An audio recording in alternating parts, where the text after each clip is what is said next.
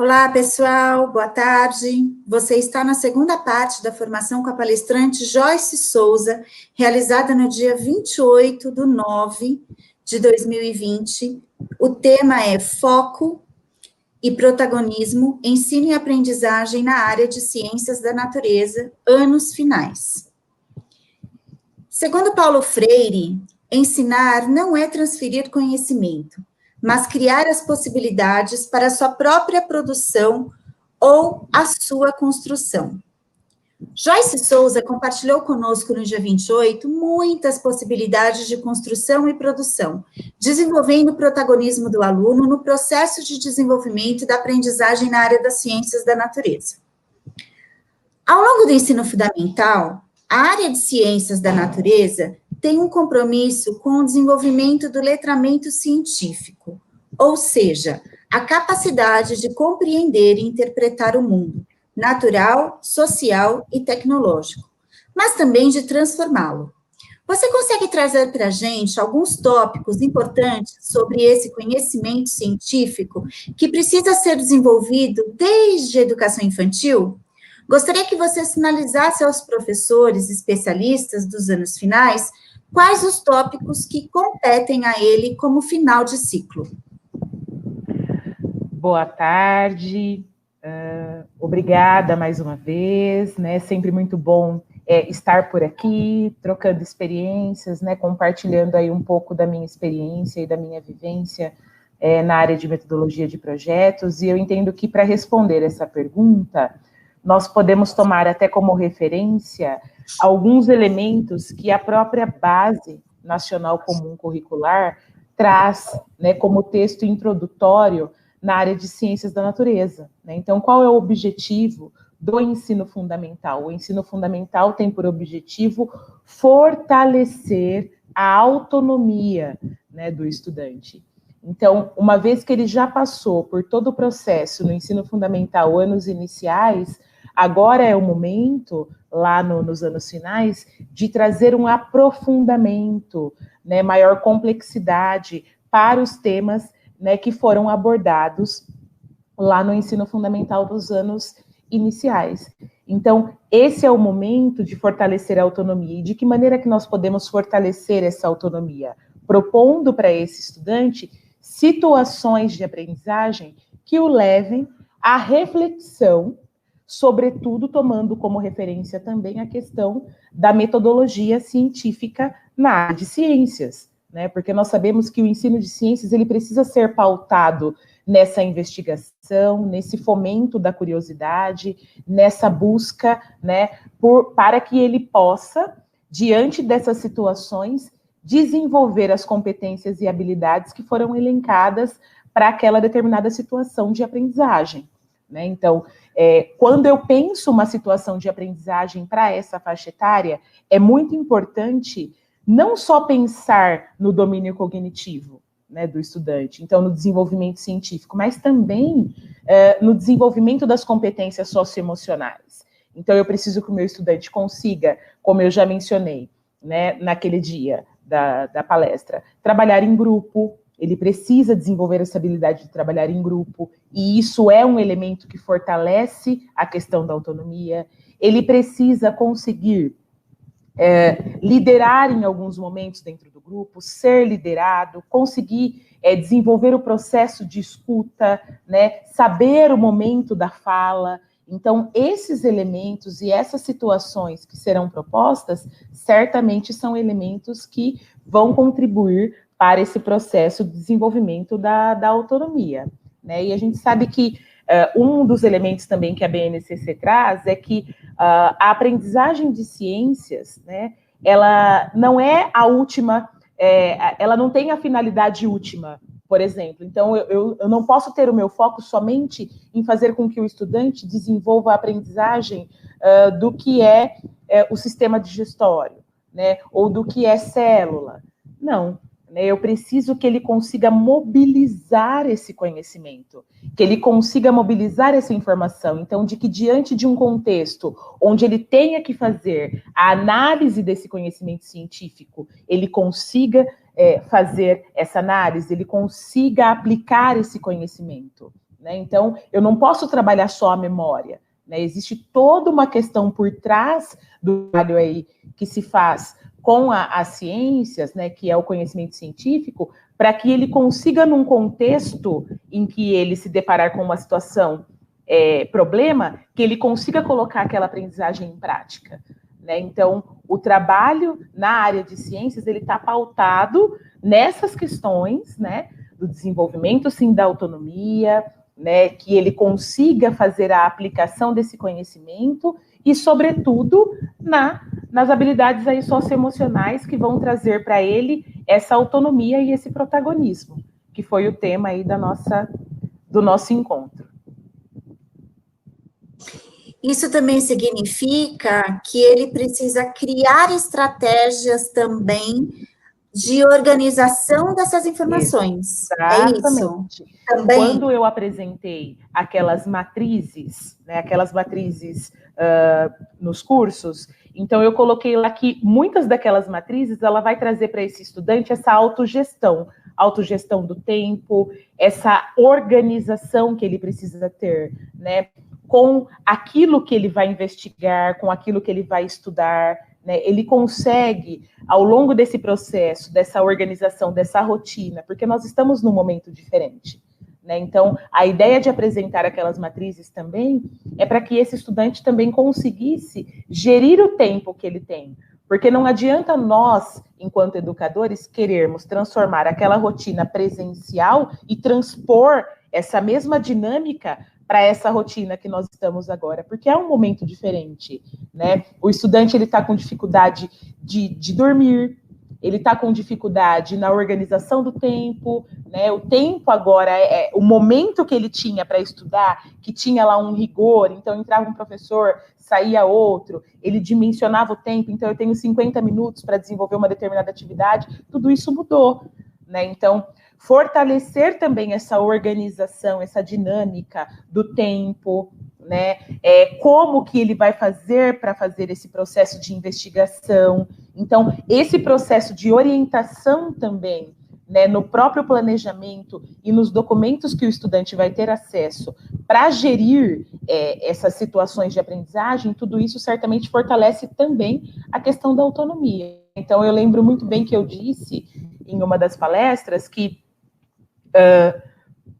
tudo que nós estamos propondo e todas essas situações de aprendizagem que nós estamos trazendo para o estudante, dentro desse contexto, acaba de alguma forma fortalecendo. Então, por mais que a pandemia tenha trazido aí para nós uma série de dificuldades, né, ela trouxe também uma oportunidade para que a gente pudesse trabalhar algumas questões que, mesmo com muito esforço do professor, a gente não conseguia trazer essa simulação na sala de aula, né? Então, vivenciar esse momento para que eles possam ter a oportunidade de gerir esse tempo, para que eles possam ter a oportunidade de fazer essa investigação já seguida de um processo de autoavaliação, porque em muitas das matrizes que eu trouxe também, o estudante tem a oportunidade de escrever ao final daquela investigação, então, o que ele aprendeu? Né? O que ele consegue, como que ele percebe aquele conhecimento depois de ter sido exposto a tantas situações de investigação? Então, eu entendo que tudo isso aí, de alguma forma, fortalece essa autonomia. Joyce, a gente também tem a questão da troca intelectual, né, que neste momento a gente não vai ter, né, por isso que também, quando você nos traz essas organizações em forma de, como é que você chama aquilo, tabela? Em forma de tabela, em forma de, né, isso, para serem observadas, isso também é uma forma dele organizar e lidar com o próprio conhecimento, já que ele não tem ali, naquele momento, o outro, né, na sala de aula, para trazer esse conhecimento e ser embatido ali na hora de debate, do que eu sei, do meu conhecimento prévio, daquilo que eu estou adquirindo, daquilo que eu li, né? É isso aí que você está falando também, não é? Isso também faz parte, né? Porque faz parte também da faixa etária. Exatamente. Então, quando eu trouxe aquelas possibilidades de projetos e sequência também das etapas, eu lembro que eu frisei bastante que seria uma sugestão. Por quê? Porque o professor ele tem autonomia para mudar aquelas etapas e adequar dentro daquilo que o estudante vai trazendo. Porque como o estudante não tem a troca com o outro na sala de aula, e ele vai ter ali na casa dele somente a possibilidade da pesquisa, o material didático, né, e tudo aquilo que ele vai experimentar através das provocações que os professores trazerem no processo do planejamento e no documento que o estudante vai ter acesso, é muito interessante, e eu entendo até que talvez imprescindível, que a observação das devolutivas, então tudo aquilo que o estudante trazer, né, como retorno, então aquilo que ele aprendeu, né, a escrita que ele trouxer nas matrizes, de tudo aquilo que ele conseguiu observar nesse processo experimental, é muito importante para repensar as próximas etapas do projeto, né, porque quando eu desenhei aquelas etapas do projeto, eu desenhei dentro de uma dinâmica ideal,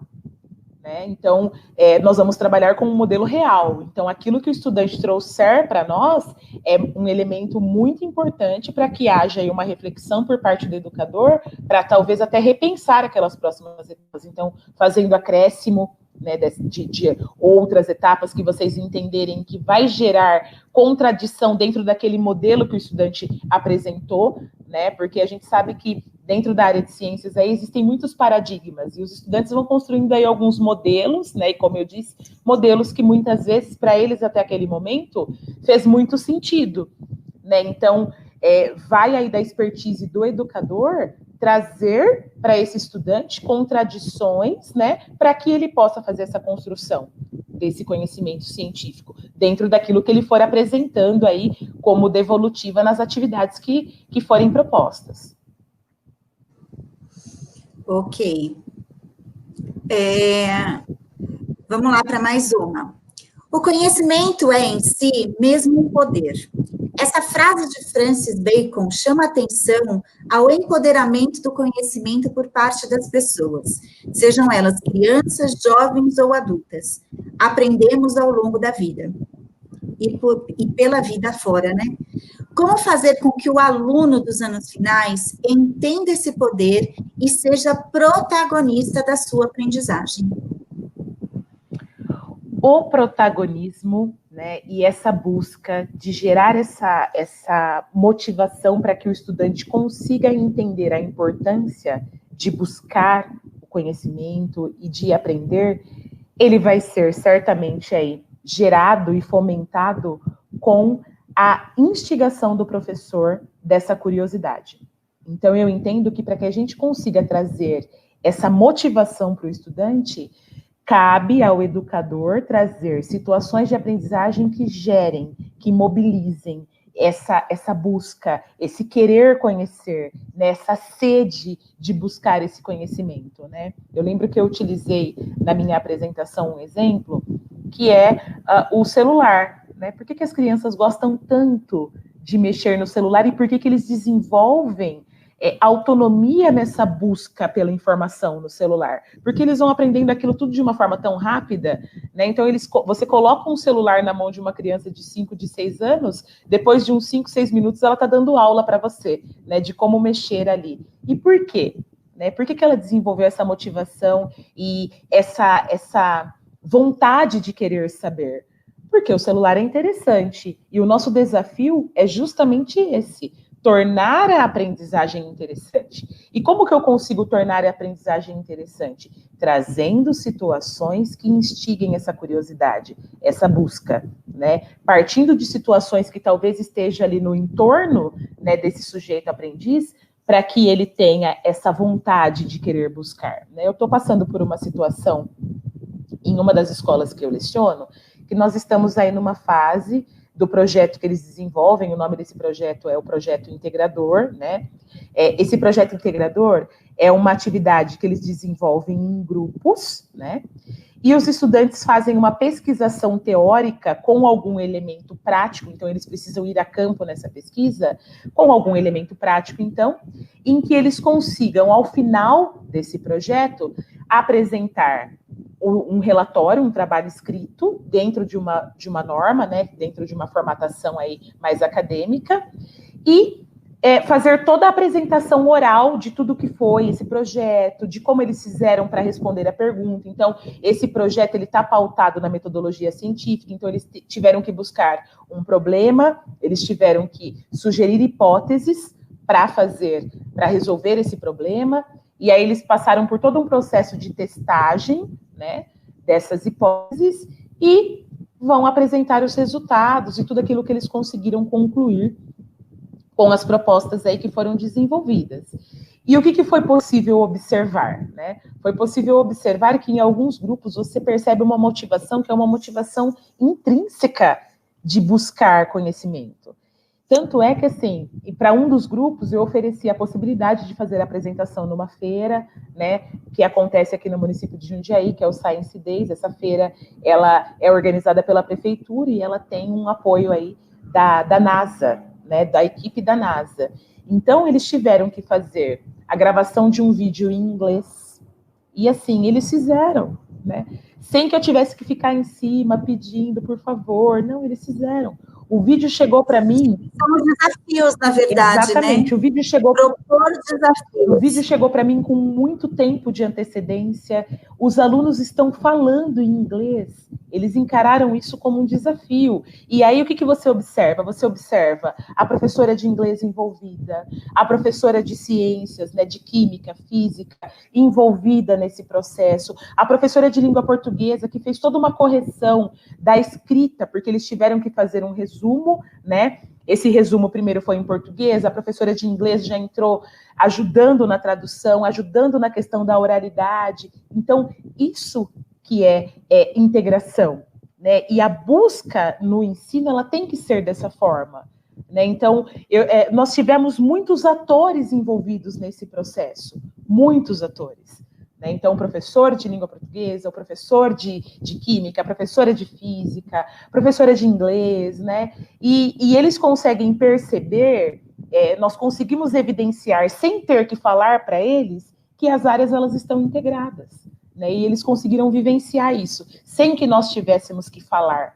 para eles. Eles conseguiram perceber através da vivência, que foi uma das falas que eu tentei deixar aí bem marcante na nossa palestra, né? Do dia 28, que o aluno ele precisa entender a importância de estudar, a importância da experimentação, essa busca pelo conhecimento através da vivência, porque isso faz toda a diferença, né? Então, o conhecimento que eles trouxeram científico nesses vídeos e nesse processo, nessa busca pela informação, certamente é algo que eles aprenderam. Então, quando eu precisar falar com eles desse projeto, de tudo que eles vivenciaram nesse projeto e do conhecimento científico que eles adquiriram, eles vão conseguir trazer, né, e dar depoimentos através de uma vivência que eles tiveram, né? E isso certamente faz a diferença aí nesse processo e nessa busca pela informação e pelo conhecimento. Acho que outra coisa, você falando agora me veio aqui, eu acho que outra coisa que também faz a diferença nesse processo é onde eu buscar isso e como é que eu filtro todas essas informações, né? Porque a gente sabe que os anos finais é uma faixa etária que é muito agora, né? Então, eu quero informação, eu quero agora, eu acesso, eu tenho milhares de coisas ali ao meu dispor, e como é que eu faço essa seleção? Isso também é importante do professor filtrar e ensiná-los a fazer essa seleção, né? Também faz parte desse conhecimento e desse empoderamento aí, de eu ser protagonista do meu conhecimento, né? Certamente, porque nós sabemos que o estudante dessa faixa etária, ele vai acessar, ele tem uma expertise muito grande, né? Ele tem uma fluência digital muito grande. No entanto, onde que entra o papel do professor nessa mediação, né? Como que eu consigo, então, filtrar essa informação? Será que essa informação é uma informação verídica? Quais são as fontes que eu consigo acessar que vão trazer para mim uma segurança nessa informação que eu estou acessando, né? Então, esse olhar, esse conseguir tratar a informação, a tratativa da informação é que certamente vai entrar aí o papel do educador, porque o estudante ele vai conseguir acessar, né? Ele vai ter a facilidade para fazer a busca dessa informação, né? Mas filtrar essa informação e dar uma tratativa para aquilo que ele acessa, ele vai precisar certamente aí da expertise do educador, né, que vai, juntamente com ele, que é esse processo aí, sobretudo na área de ciências, que vai, juntamente com ele, conseguir buscar formas de conseguir trazer essa tratativa. Então, será que essa informação é uma informação confiável? Onde que eu consigo buscar uma informação mais confiável? Quais são os recursos que eu tenho para conseguir analisar uma informação e verificar se, de fato, essa informação é verídica ou não? Né? Então, entra o trabalho aí do professor. Podemos para mais uma? Podemos. Para Aristóteles, o conhecimento é o ato de entender a vida. Qual é a importância de trabalhar a metodologia científica na escola? Bom, isso que a gente acabou de falar é um conhecimento científico também, né? A questão da fonte, desse filtro. Qual é a importância, então, de se trabalhar isso, principalmente? A gente está trabalhando isso desde a educação infantil, né? Se a gente for olhar no material do SIM, ele vem trabalhando essa questão do conhecimento científico desde a educação infantil, mas nos anos finais, qual é a importância disso tudo? Eu diria que o trabalho da metodologia científica é a essência do trabalho na área de ciências da natureza, né? Por quê? Porque para eu apresentar para o estudante o conhecimento científico, eu não vou apresentar simplesmente as teorias. Ele precisa entender que a construção daquela teoria passou por uma evolução, né, científica. Eu vou até trazer um exemplo aqui, né? Quando você pensa, por exemplo, na teoria dos modelos atômicos, vou puxar aí um pouquinho aí para a minha área, que começa lá com o modelo atômico de Dalton, na verdade, começa com a ideia atomista lá de Aristóteles, depois entra num modelo mesmo atômico que vem com o Dalton, depois vem o Thomson, depois vem Rutherford, depois vem Bohr, para falar dessa construção do modelo atômico. Existe uma evolução científica, né, que começa lá na filosofia e que vai passando pela ciência. E o estudante, ele precisa ter esse conhecimento, porque hoje, quando ele se depara com a teoria do modelo atômico, ele precisa entender da onde que veio isso, da onde veio a palavra átomo, que começou lá com Aristóteles, e que passou por Dalton, que veio lá com as bolinhas representando os átomos, né? E que, por apresentar algumas limitações, veio o modelo de Thomson, que trouxe toda a história da natureza elétrica da matéria. Então, ele precisa entender e fazer parte dessa construção, dessa evolução, até para que ele possa se reconhecer como um sujeito transformador daquele entorno que ele participa, né? Então, quando ele olhar, por exemplo, para um córrego que está ali sujo e que, de alguma forma, traz ali para aquele entorno que ele mora a contaminação, poluição, o despejo de lixo que acontece ali, ele vai conseguir atuar como um ser transformador daquilo, ele vai entender, não, eu posso transformar isso. Eu não preciso olhar para essa situação e transferir essa responsabilidade lá para os órgãos competentes, que é a prefeitura, que é a empresa que está responsável pelo saneamento básico daquele município. Não, ele pode atuar como um ser transformador ali, né? E da onde que vai vir essa gana e essa vontade de querer participar? Desse entendimento de que a ciência, ela não é feita, ela não veio pronta, né? Ela passou por um processo de construção. Então, apresentar esse processo da metodologia científica, do método científico para o estudante é essencial para que ele se reconheça como um sujeito transformador, né? Para que ele se reconheça como alguém pertencente ali daquele entorno e como um sujeito que pode atuar, sim, né, num processo de transformação ali daquele município, daquela cidade, daquele estado e do país, né? Aí, e às vezes a gente pensa, nossa, mas será que ele chega nessa etapa, né? Quando você começa a trabalhar com um projeto, e que você começa a observar o quanto o estudante se reconhece como alguém capaz de fazer algo, é brilhante. E aí você começa a pensar, meu Deus, talvez eu esteja aí diante de um futuro presidente, ou talvez eu esteja, né, diante aí de alguém que vai trazer uma notoriedade muito grande, ou em qualquer área que seja, porque ele começa a realmente entender que ele é alguém e que ele pode atuar como um ser transformador. Né? Então, trazer esse conhecimento da metodologia científica na área de ciências é imprescindível. Eu diria que é a essência do trabalho na área de ensino de ciências.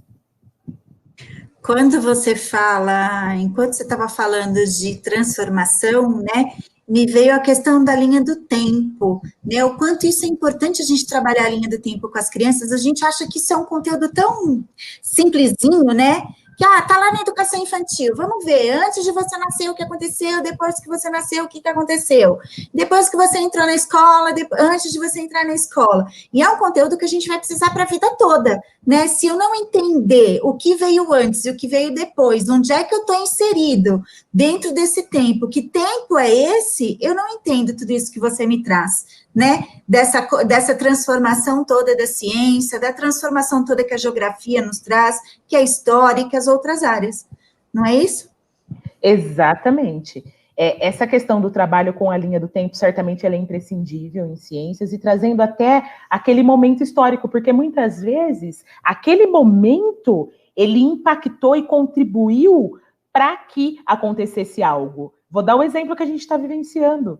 Né? Nós estamos em plena crise aí sanitária, né, trazida aí pelo Covid-19, e quantos são os países que estão envolvidos na busca pela vacina, né? Na busca aí por uma substância que vai atuar aí nessa questão que tanto sofrimento tem nos trazido e que nos colocou nessa situação aí de isolamento social. E isso vai fazer parte da história. E veja que a história ela está, de alguma forma, relacionada com essa evolução científica, né? Porque isso vai ficar na história. Isso que a gente está vivendo vai ficar na história. E a ciência veio aí com uma contribuição significativa para nos tirar dessa situação.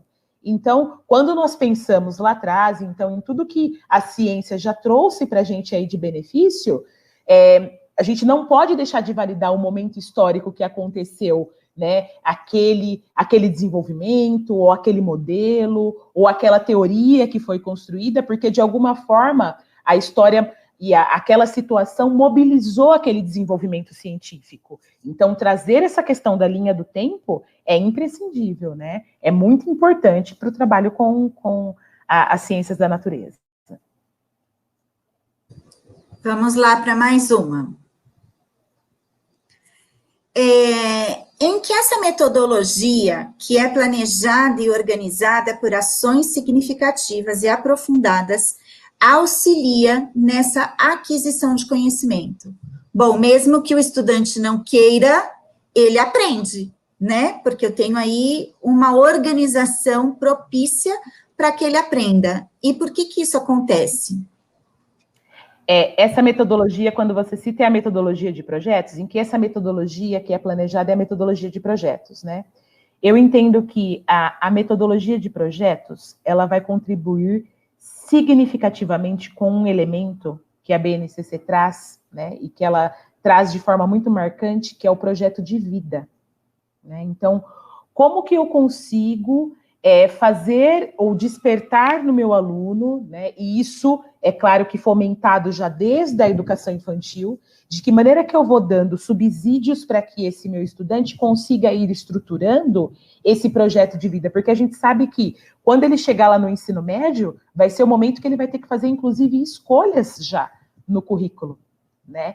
Então, como que eu vou conseguir contribuir no ensino fundamental, na educação infantil, para que o estudante, ao final do ensino fundamental, ele consiga já fazer uma escolha, né, daquele currículo que ele entende que, de alguma forma, vai contribuir com o projeto de vida dele, ou que vai trazer algum complemento específico para aquilo que ele já objetiva fazer lá no ensino superior, né? Então, a escola, ela passa a ter um papel de uma responsabilização muito grande nessa questão do projeto de vida, de contribuir com o estudante para que ele consiga fazer escolhas, né? Então, eu entendo que nesse processo, essa metodologia, que é a metodologia de projetos, vai trazer para ele essa expertise, vai colocá-lo em xeque, diante aí de muitos conhecimentos, né, que ele vai construindo aí ao longo do ensino fundamental.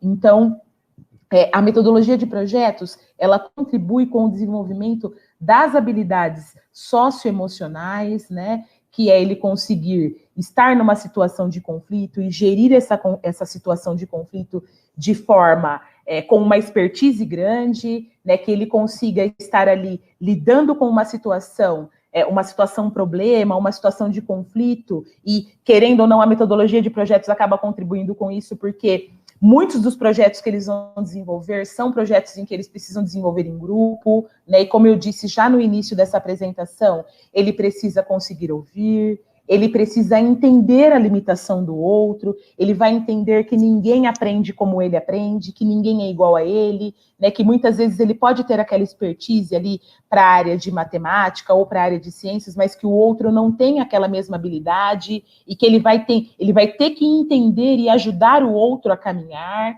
Então, a metodologia de projetos, como eu disse na minha apresentação, eu entendo que é aí a técnica que contribui muito com essa geração, né, aí do século XXI, para que eles consigam se desenvolver, e também com a questão aí do projeto de vida, né, que é um elemento aí muito importante que eles consigam desenvolver, e pensar já, né?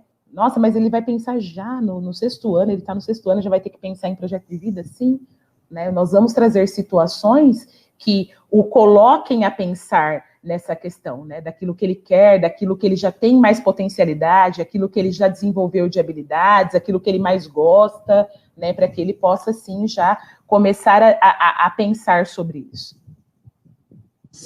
E o quanto é importante esse educador estar atento quando você fala, essas habilidades que ele tem, um é mais isso, o outro é mais aquilo, né? Um gosta mais de escrever, o outro gosta mais de desenhar, o outro dá conta muito bem de fazer um esquema daquilo que ele escuta, né?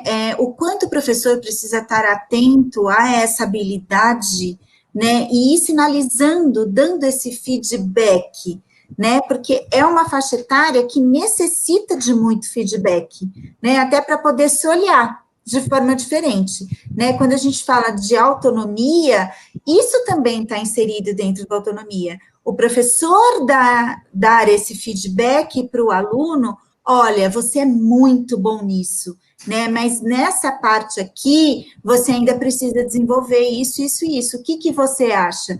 Porque isso também vai estar dentro do projeto de vida e das escolhas dele, né?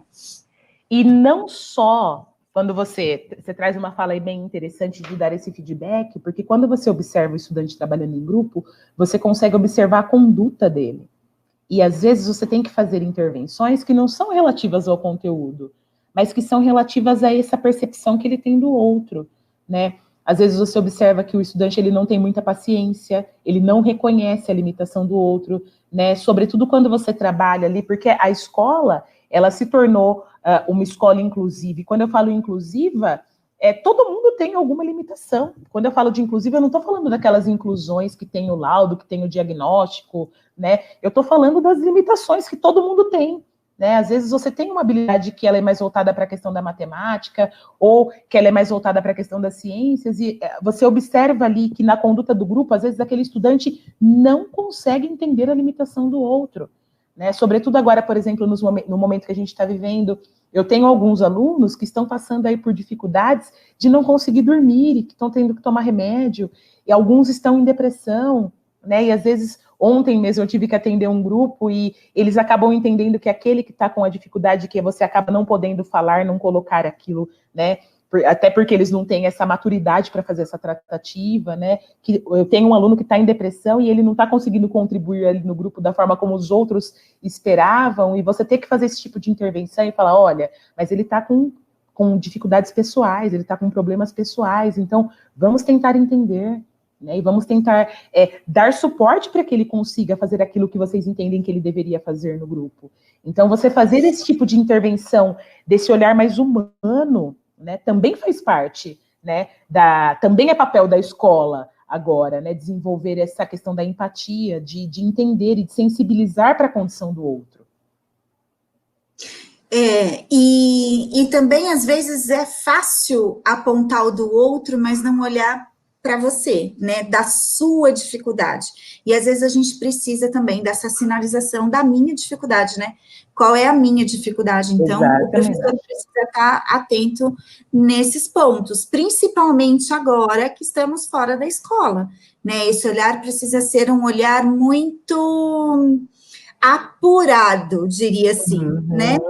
Porque esses retornos é que vão me dar indícios daquilo que eu preciso verificar com ele, né? Seria isso também, né? Sem dúvida, né? Esse olhar apurado que você menciona é a todo momento, né? É um olhar vigilante o tempo inteiro para você conseguir diagnosticar e verificar ali naquela situação quais são as demandas, né, e aquilo que você precisa investir mais. Por isso que eu falo, né, e um dos elementos que eu coloquei na questão do planejamento, que não pode ser só o conteúdo. Né, o professor do século XXI não é mais aquele professor que vai entrar na sala de aula e vai ensinar língua portuguesa, geografia, matemática, história. Né? Nós temos um papel que é muito mais amplo. Então, quando você faz o seu planejamento, você elenca lá, e é um dos elementos que, sem dúvida, é o elemento crucial, né, e o elemento prioritário no planejamento, as competências e habilidades. Nós estamos trabalhando com competências e com habilidades, e o nosso conteúdo, ele vem somente aí como uma ferramenta, é a ferramenta que o especialista tem para desenvolver as competências e as habilidades. E aí, nesse processo, eu entendo que a metodologia, né, que foi essa questão colocada aí, a metodologia de projetos, ela vem aí como uma estratégia didática muito coerente para aquilo e para o momento que nós estamos vivendo. E também para desenvolver, né, com essa proposta nova da BNCC, para desenvolver as competências e habilidades. Né? Então, a metodologia de projetos certamente aí é uma técnica que vai dar para o professor, tanto do âmbito científico quanto do âmbito emocional do aluno, elementos muito importantes e muito apurados para você fazer a condução do trabalho. Numa das palestras a gente falou da questão da educação integral, né, do sujeito, e é isso, né, eu não olhar só para o conteúdo, mas eu olhar o sujeito como um sujeito inteiro, né, ele tem aí todas as suas peculiaridades. Vamos lá para mais uma. Sem conhecimento não pode haver compreensão. Sem compreensão não pode haver conhecimento. Nem sempre o aprendente entende ou compreende aquilo que o professor quer transmitir como conteúdo. Quais as habilidades ou estratégias que o professor precisa desenvolver para que ele consiga atingir com o aluno? Aqui, Joyce, a habilidade do professor, como eu, professor, especialista da área de ciência, né, que não fiz pedagogia, que não entendo de aprendizagem, né, no sentido mais amplo, eu diria, não só porque o professor especialista, ele foca mais no conteúdo, né, não que ele não olhe tudo, ele olha, mas o foco dele é maior no conteúdo. Então, como ele, professor, o que ele precisa desenvolver nele para conseguir desenvolver no aluno? Para que ele consiga atingir melhor o aluno. Entender, né, o primeiro passo é entender que nós estamos aí num novo momento, né, e que a geração que nós estamos recebendo a geração de alunos que tem chegado aí até nós, são alunos que, se você simplesmente condicionar a sua aula a apresentar teorias e a falar de tópicos que estão no livro, é uma aula que começa a ficar não tão interessante para o aluno, porque ele entende que ele pode acessar aquela informação ele entende, tá? Que ele pode acessar aquela informação a qualquer momento no celular. Ele anda com a informação ali no bolso, né? O tempo todo. Então, se você não gerar naquele estudante uma situação que o coloque num papel de ter motivação para buscar aquela informação, né, começa realmente a ficar aí mais desinteressante aquelas aulas, né, mais tradicionais, né? O nosso estudante, infelizmente, é uma geração que precisa a todo momento, ou felizmente, né, que precisa a todo momento estar instigado para buscar aquele conhecimento, tá? Porque senão ele simplesmente... Pode falar, Fabiana. E ser só um professor criativo não dá conta de tudo isso, né? O professor criativo, eu entendo que ele vai conseguir ali dentro daquele tópico, porque, como eu disse, ele é o especialista da área, né? Então, é ele que vai ter condições para buscar situações que gerem naquele estudante motivação. Então, eu entendo que aí o elemento criatividade é um elemento aí imprescindível para esse processo, né? Então, ser criativo, trazer situações ali que mobilizem aquele aluno para buscar aquela informação é o nosso desafio diário, né? Eu não posso mais entrar na sala de aula somente querendo que o meu estudante preste atenção em mim com o único olhar de punição aí para a prova, por exemplo, né? Olha, você vai ter que prestar atenção em mim, porque senão você não vai bem na prova, né? Esse estudante, esse tipo de motivação, ele tem funcionado cada vez menos, né? Nós precisamos, sim, ter um olhar aí para o sujeito de uma forma mais íntegra, de modo que nós consigamos trazer para ele aí, fomentar essa busca desse conhecimento de uma forma diferente, trazendo para ele uma situação que ele tenha vivenciado, né? Eu vou até trazer aí um exemplo, que eu trabalho aí na disciplina de EPJ, porque eu dou aula de metodologia científica em uma das escolas, e muitas vezes, quando você propõe para o aluno, olha, você tem que fazer um projeto, né? Ele não sabe de onde tirar a ideia. Então, eu falei assim, vamos fazer o seguinte, nós vamos ficar durante uma semana observando o nosso entorno, vocês vão verificar aí no município de vocês, no bairro onde vocês moram, quais são os problemas que vocês detectam, né? Tantos são os problemas, muitas vezes a gente anda por aí, você percebe que a pessoa, o deficiente físico, muitas vezes ele não tem condições de andar pelo município, porque não tem acessibilidade para ele. As calçadas não são calçadas preparadas para recebê-lo, né? Os semáforos não são semáforos que muitas vezes pensam nesse deficiente físico.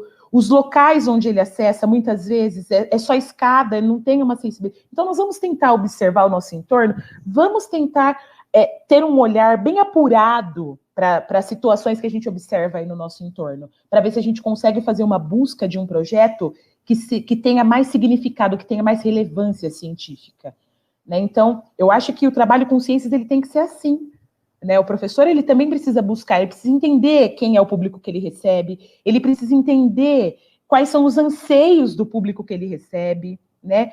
Então, eu acho que tudo isso vai fazer com que a gente consiga trazer para o nosso estudante uma aula que tenha mais significado, trabalhar com um projeto que tenha aí mais significado e que atenda melhor esse público para que ele tenha motivação em buscar o conhecimento científico. Que eu acho que esse é o nosso maior desafio, trazer essa motivação pela busca do conhecimento. Eu acho que você trouxe coisas importantes, né? Eu não desenvolvo a sensibilidade no outro se eu não tenho essa sensibilidade, né? Então, o professor precisa ter essa sensibilidade. Acho que esse é um ponto importante que você trouxe. Outro ponto importante que você trouxe aí na sua fala, não necessariamente falou sobre isso, mas deu a entender, que é o escutar o aluno, né? Eu preciso escutar, eu preciso entender, quando você diz o público que ele tem, escutar a faixa etária, né? O que a faixa etária precisa, qual é o anseio dessa faixa etária. Então, acho que sensibilidade, escuta, criatividade, né, e uma busca constante de novas estratégias é o que vai trazer aí um alimento para esse professor, né, que precisa lidar com essa faixa etária de uma forma diferenciada, né, e com esse público que está vindo cada vez pedindo mais, né, e cada vez mais diferente. E né? por Então, mais não adianta ter aquele caderno que tinha lá no magistério que não vai resolver a situação. E por mais que nós temos o conhecimento, eu vou dar até um exemplo dentro da nossa perspectiva, da perspectiva do professor. Nós, a vida inteira, soubemos, desde que nos lançamos nesse desafio de ser educadores, a primeira teoria que a gente escuta, né, não importa se você fez pedagogia, em qualquer formação que você vai, é muito comum, né? Já virou até clichê você ouvir teoria da aprendizagem significativa, aquela história do conhecimento prévio. Então, eu tentei trazer a minha fala sem tocar exatamente nessa teoria, porque é uma coisa tão comum e que para nós já virou tão corriqueiro, mas que muitas vezes na nossa prática a gente acaba esquecendo, né? Então, essa escuta, entender quem é o público, né, que nós estamos recebendo, ver quais são os anseios, né, ver o que eles trazem, né, qual é a bagagem deles, né, o que eles gostariam de aprender, né? Então, quais são as situações com as quais eles se deparam no cotidiano deles, para que a gente possa, sim, estruturar um planejamento e trazer uma aprendizagem mais significativa, é o que vai trazer, né, esse aluno para nós, do nosso lado, para que ele consiga realmente entender a importância de aprender aquele tópico ou aquele tema e atuar como protagonista na busca daquele conhecimento. Porque só dessa forma que ele consegue atuar como protagonista, a partir do momento que ele entende a importância de buscar aquele conhecimento científico. Sem dúvida. Vamos lá.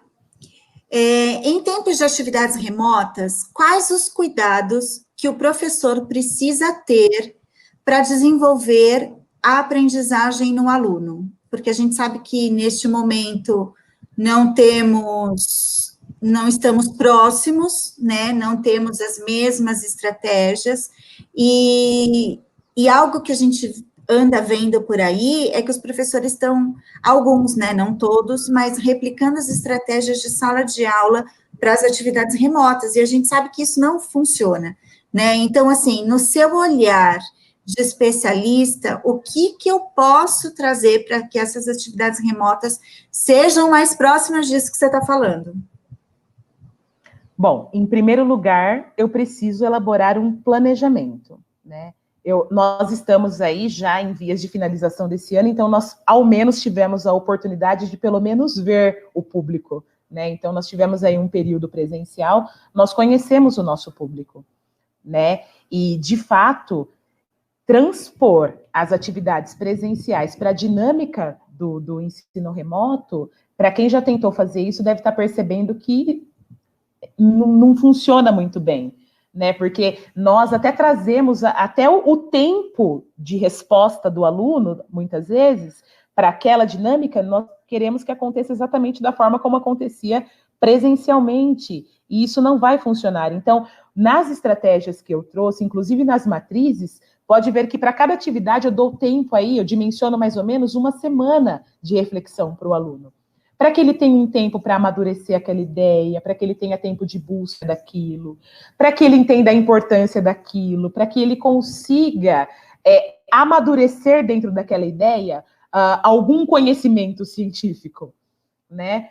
E por quê? Porque eu entendo que daquela forma, talvez, né? Então, é claro que tudo depende da experimentação, então a gente vai ter que realmente tentar se lançar nesse desafio de experimentar essas estratégias, mas eu entendo que para esse contexto isso flua de uma forma mais tranquila, tanto para o aluno quanto para o professor, né? Porque não adianta a gente ficar trabalhando com aquele volume de coisas, né? Então eu tentei também nas propostas, em algumas situações, integrar as áreas, porque eu acho que talvez integrando as áreas também traz aí uma certa tranquilidade para a gente, no nível de entender que aquela competência que eu tinha elencado no meu planejamento foi atingida de alguma forma, né? Então, eu entendo que o trabalho com o estudante nesse processo de ambiente remoto tem que ser uma coisa mais tranquila, Tem que trabalhar, sim. Tem que trabalhar o conhecimento científico? Sim. Mas de uma forma mais tranquila,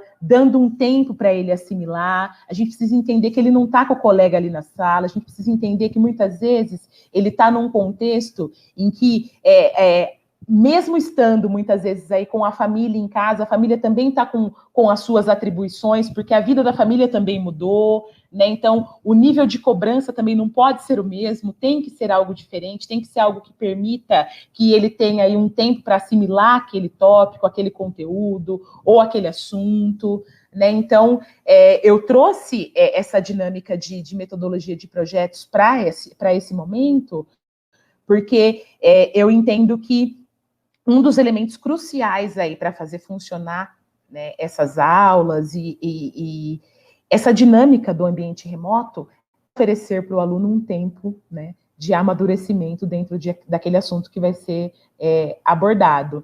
Então, dá para trabalhar com mapas conceituais, para você abrir um assunto, ou para você fechar um assunto, né? Dá para fazer valer todos aqueles experimentos que o próprio material traz, para que o aluno possa experimentar, para que ele possa avaliar e talvez até repetir aquele procedimento naquela semana, para que ele possa escrever aquilo que ele aprendeu, né? E se vocês entenderem que, de repente, uma semana não foi suficiente, né, para que ele pudesse amadurecer, que seja 15 dias, né?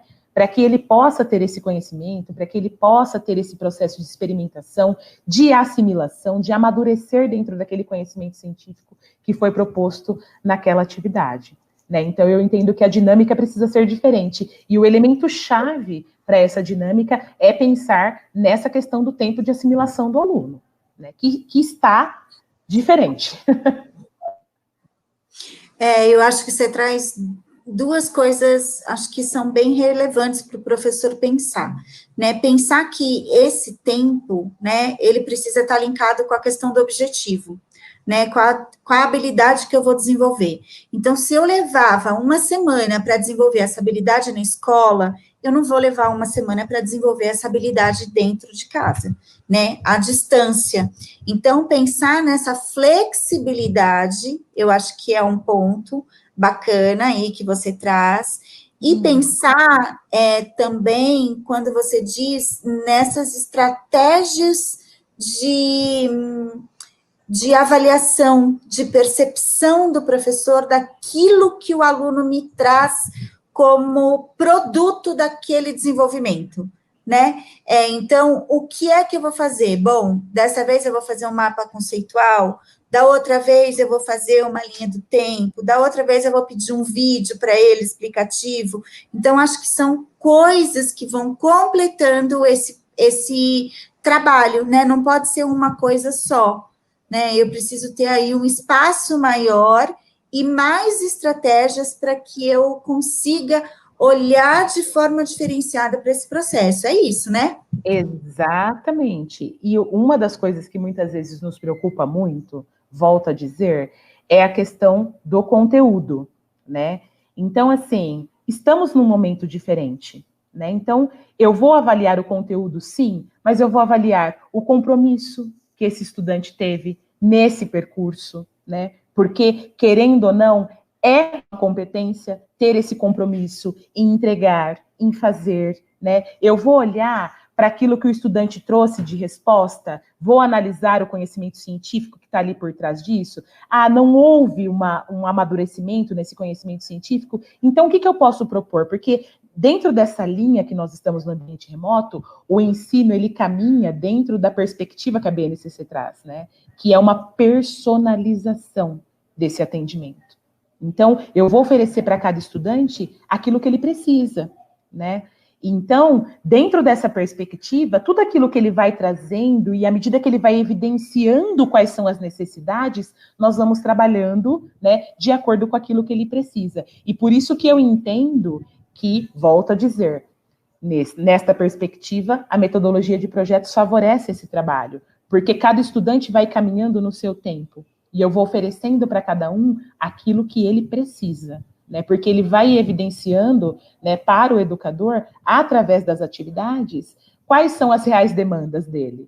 Né? Então, eu preciso chamar a atenção desse aluno na perspectiva do compromisso? Ele não está conseguindo cumprir, né? Vamos entender, né? Claro que nós estamos num momento diferente, então vamos entender o que está acontecendo. Eu vou ter que ampliar o seu tempo, né? Por que você não está conseguindo produzir? Eu tenho uma perspectiva de um outro estudante que, de repente, ele não está conseguindo fazer o processo de assimilação, né? Será que a estratégia não favoreceu? Será que ele não entendeu o que é o mapa conceitual? Então, eu vou oferecer para ele aí um outro recurso. Vamos começar com um glossário de palavras? Ou vamos começar com um mapa mental? E aí, talvez, a gente possa evoluir para um mapa conceitual? Então, nós vamos oferecendo para cada estudante aquilo que ele vai evidenciando de demanda. Muito bom. Muito obrigada. Suas considerações finais, então, Joyce? Vamos lá. Bom, gostaria de agradecer, né, dessa oportunidade de poder compartilhar um pouco aí da minha vivência com a metodologia de projetos. Quero me colocar à disposição para trocar aí informações, né, para, de repente, até conhecer, de repente, algumas escolas, para ver de que forma que a gente pode fazer funcionar essa metodologia, né? Eu sei que nós estamos aí num momento diferente, que talvez neste momento não seja possível essa aproximação física, mas vocês podem escrever para a Fabiana, para a Elaine, né? Eu tenho certeza que elas vão estar remetendo aí as dúvidas de vocês. Se forem posteriores a essa mentoria, elas vão estar remetendo para mim, para que eu possa, de alguma forma, oferecer para vocês aí alguma assessoria. E o que eu deixo aí de dica é: se lancem, né? Se lancem, se desafiem nessa busca de trabalhar com a metodologia de projetos, porque além de ser algo motivacional para os estudantes, é algo gratificante para o professor, né? Quando você observa que você tem um sujeito ali aprendiz, né? E que, querendo ou não, estão ali numa condição hierárquica inferior a nós, né, que eles estão querendo aprender e que nós estamos ali com o papel de mediar essa busca, essa trajetória pelo conhecimento, e você começa a observar que eles conseguem caminhar apesar de você, é o que vai dando para a gente essa motivação e essa busca de querer mais, né, e de se desafiar mais nesse trabalho com a metodologia de projetos. Então, o recado que eu deixo e a dica que eu deixo é: se lancem nesse desafio. E sucesso para todos. Muito obrigada. Obrigada por compartilhar conosco esses momentos, né? O momento da palestra, o momento de mentoria, e trazer para a gente tanto conhecimento, né? Muitos, muitos, muitos, muitos. E fica aí um recadinho de quem precisar de ajuda, né? Contacte aí a sua consultora educacional, entre em contato com ela. Olha, eu preciso de mais informações sobre isso, eu acabei de assistir a mentoria, ainda tenho algumas dúvidas. A gente contacta a Joyce novamente e vai dando as respostas aí, para cada um mais pontual, não é? Muito obrigada.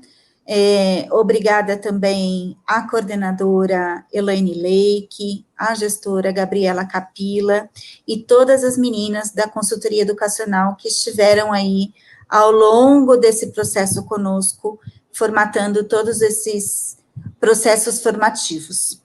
Conte com a gente sempre. Muito obrigada. Fiquem com Deus.